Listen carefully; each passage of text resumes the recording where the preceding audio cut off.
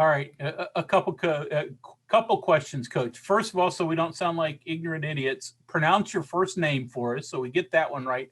And then secondly, and more importantly, what attracted you to West Virginia? Greg, a lot of people ask me that same question. Pronounce my name as ShaDon. All right, it's a capital D. It's not hyphenated. So you guys, it's ShaDon. Okay. And to answer your second question, you know, the thing that attracted me to West Virginia obviously was the head football coach. You know, the relationship that I have with him, knowing Coach Brown for over 20 years now. You know, that attracted me initially. But then once I came and visited the place and see the visual of what they have here and what they're trying to build with the new facility and the prospect, you know, of this program, the perspective of this program is climbing. And so you always want to be a part of something like that. But initially, obviously, it was my relationship with Coach Brown. All right, next question here from Keenan Cummings. Go ahead, Keenan. Hey, ShaDon. Was curious on the recruiting side, what areas you're going to be targeting, what areas you're going to handle, and then secondly, how much have you gotten to know your personnel yet, and what do you think about what you got there in the safety? How you doing, Keenan? Good to meet you. I know we follow each other on social media. I will be recruiting a little small piece of West Virginia going up toward the DMV. So I'll recruit in the DMV area, as well as I'll recruit North Florida, and then I'll get into South Georgia. That'll be my areas. And then we will spot recruit Kentucky, which is a state that, you know, has a few players that we'll have some connections to that are good players. And so we'll spot that area. And then in talking about our personnel, you know, obviously there's some good players still here on the roster from last year with having a number 4 ranked defense in the country and the number 1 overall pass defense in the country. There's still some good pieces here. I think, you know, the evaluation of the talent, I think the talent level's high. I think we've got, we're obviously going to have to build some depth through spring ball, and that's what spring ball is for. But I think from a talent wise, we got good enough defense to be one of the top defenses again in the Big 12. Your next question comes from Cody Nesper. Go ahead, Cody. Hi, ShaDon. Good to meet you. I just wanted to ask, we know that you and Neil are from the same hometown, but you went to different schools. Just what's your history with Neil? I mean, how early did you guys first meet, and how have you kept in touch, you know, as you've both become coaches? Yeah, Cody, we have known each other since I think 1994 is when his dad took over as the principal at Boyle County High School, which was a rival high school of mine. I played at Danville High School. It's a huge crosstown rival. But we played all 3 sports, basketball, football, and baseball. And we competed against each other in tournaments and things of that nature. And I'm sure we wasn't as friendly back then as we are now. But so I got to know him through that. And you know, in a small town, most of the good athletes kind of know each other from playing on all-star teams and that sort of thing.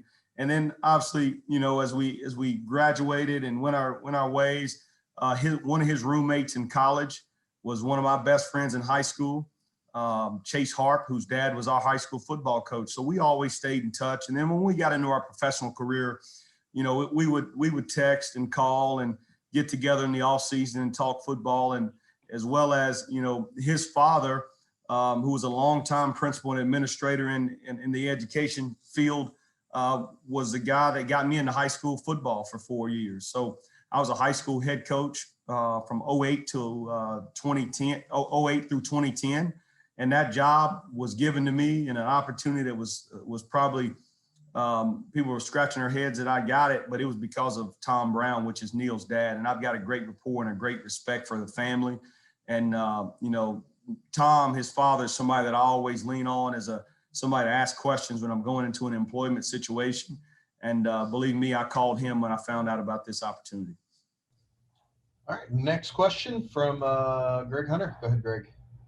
So, Coach, the scheme that West Virginia runs defensively, how unique is it compared to some of the things you've seen? How much do you have to adapt? Yeah, Greg, I think it's very unique. It's different than anything I've ever been a part of. I've been blessed. You know, sometimes guys get into programs or offense or defense and they say, I'm this guy or that guy. Well, I've been a 3-4 guy my whole career. That's 3 down linemen, 4 linebackers, and 4 deep secondary players. And that's been, you know, mainly in my 18 years of coaching, that's what I've been.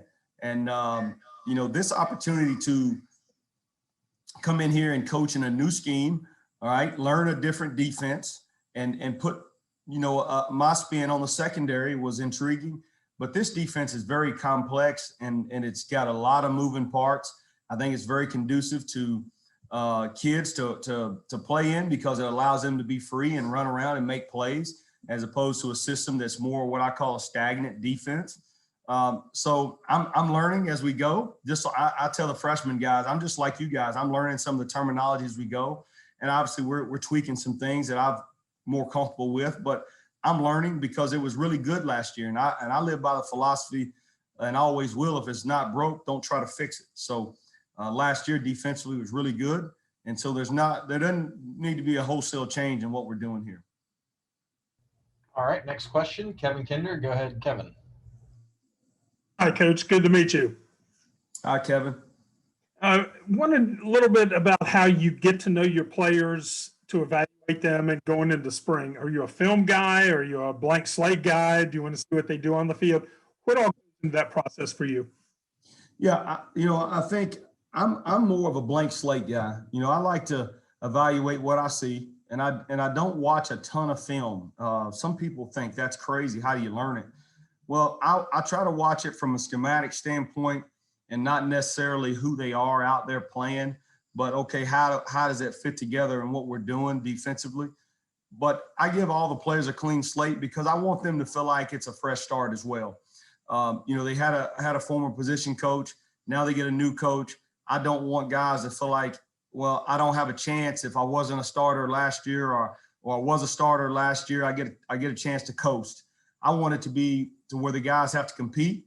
And I love to see guys that are kind of in that underdog role, raise their level of play and get a chance to make plays. Obviously, we need them all. We need all of them on the defensive side. But I just truly feel like it helps the kid to have a clean slate, and anything that they did in the past is in the past, and now we can move forward. Next question from John Antonik. Go ahead, John. Curious, Coach, what's the best piece of advice you've been given as a coach? And how have you imparted that in your guys? Wow.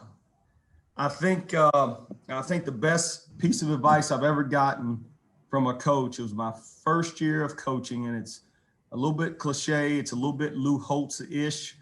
It was the players don't care how much you know until they know how much you care. Mm.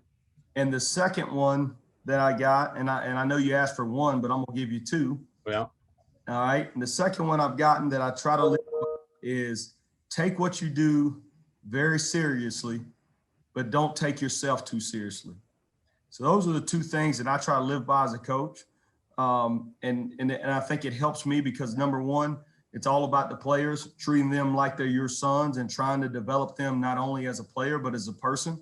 And then number two, don't think as a coach or a player, it's all about you. It's about the team. It's about what's best for the group as opposed to what's best for you. And so I think those things are important, and I try to live by those, and I share those same with my players. Next question from Ryan Pritt. Go ahead, Ryan. Actually, he took his hand down, so we're going to go to Mike Kazaza. Go ahead, Mike. Hey, ShaDon, good to meet you. Hey, Mike, how you doing? I'm doing great. Thank you for asking. I have two for you, if you don't mind. Okay. One is just kind of a philosophical thing, I guess, a little bit, but it wasn't long ago where being a defensive coordinator, and maybe in particular a cornerback coach or a secondary coach, taking one of those jobs was high risk living because of types of offenses and quarterbacks and receivers. Your predecessor did very well, obviously, and I think Neil believes that programs are investing in defense and getting better and better at that. From the outside, has there been like a perception shift among coaches that it's more inviting than intimidating now to do what you're doing? Well, I'll tell you this: every Saturday, it's a little frightening, just to be honest with you. the things that people are doing offensively and the rules that are geared toward the offense, being successful. But I think it runs in cycles. I think everything in our world runs in cycles. And right now we're hit a cycle where defensive coaches are getting a little bit more of a look, so to speak, in terms of their professional careers and the opportunity to move up. But I also think defenses are fashionable. So if you're tied to a scheme that is doing really well currently, other head coaches want a piece of that scheme in their programs. So if you're in the right scheme, I think it can be a rewarding thing. But I think, like I said, amongst the college football world and the coaches, I think defensive football really hadn't changed a whole lot. I think what has changed is how offensive coaches and head coaches run their programs in a sense that I think people are now have decided, instead of running 100 plays a game on offense, let's run 65 to 70 plays a game, and let's allow our defense not to play 90 to 100 snaps, which also helps defensive football teams. So I think there's a little bit less emphasis on the amount of points or amount of plays you're running, but the quality of the plays you're running. Take a few more here. First from Greg Hunter. ShaDon, back to your high school days against Neil. What position did you play? Did you guys ever actually go head to head, and ultimately who came out on top?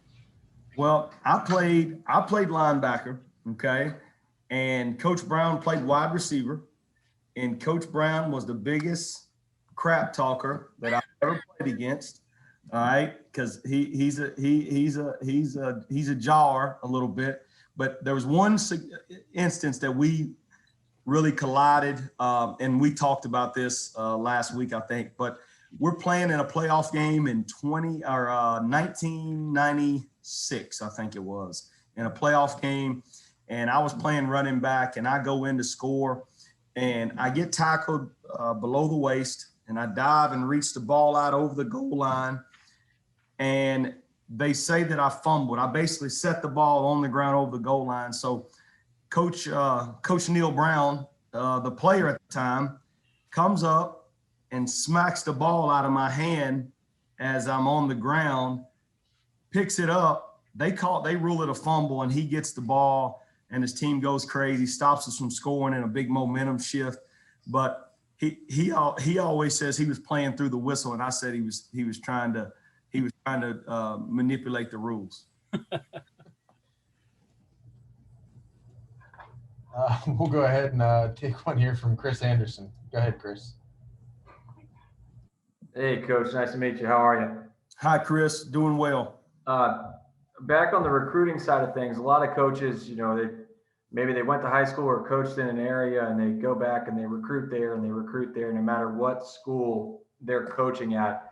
Looking at your history, you've been kind of recruiting everywhere, from Florida to California, everywhere in between, and now, in the DMV, like you said, and some other spots. What's your key to kind of breaking into these new grounds and moving from different area to different area? Well, you're right. I've been all over the country. I've recruited in California. I've recruited Texas. I've recruited Arizona. Georgia, Florida. You name it, I've been there. The number one thing is this: I'm a people person, and I believe in relationships. And I was a high school football coach, and so I know what those coaches are looking for when a coach communicates with them or comes into their building. They're wanting a genuine guy. And so I feel like if you can build relationships with people, then it doesn't matter. You can put me in Alaska and I can recruit Alaska because I'm gonna build relationships. And I try not to, no matter what logo I have on, I approach it that way. Some coaches feel like, if I have a certain logo on my left side of my shirt, then I can recruit a certain type of kid. And so what I do is I just go into every recruiting situation. First, I'm gonna build a relationship. I'm going to get to know the key players in the game, and then I'm going to do as much FBI on the kid. All right. What can I find out about the kid? What can I find out about his home life? All those things. And to me, that doesn't matter where you're from. That's just dealing with people. And I think I do a good job of that. And I've been able to recruit anywhere I've been. And so if you told me I got to recruit the state of Nebraska, I'm going to say, come on with it. Let's go. All right, we got one more for you, Coach. Go ahead, Kevin Kinder. Coach, a little bit on the personal side, moving, I know, is always stressful. Looks like family, you got to get through all of that. You're doing that, kind of right up against spring ball with all the, things we're talking about, adjustments there, but also doing it in a pandemic. How difficult has it been? The most difficult move you've had? What kind of help have you had doing that?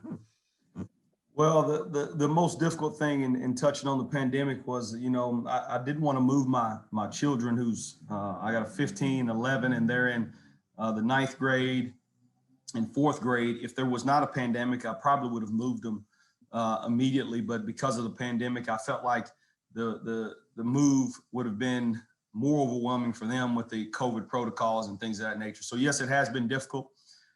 Trying to find a house in Morgantown is difficult. Because they go so fast. So if you have a house you like, you better put an offer on it immediately, because if you turn around for 3 seconds, somebody else will buy it.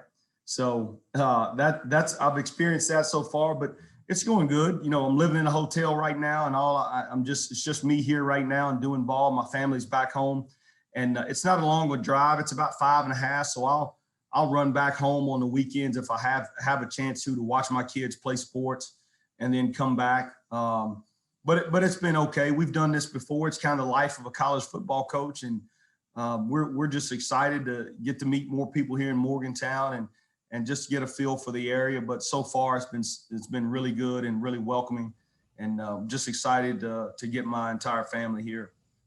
Okay. Thank you, ShaDon. We're going to go ahead and flip over to AJ now.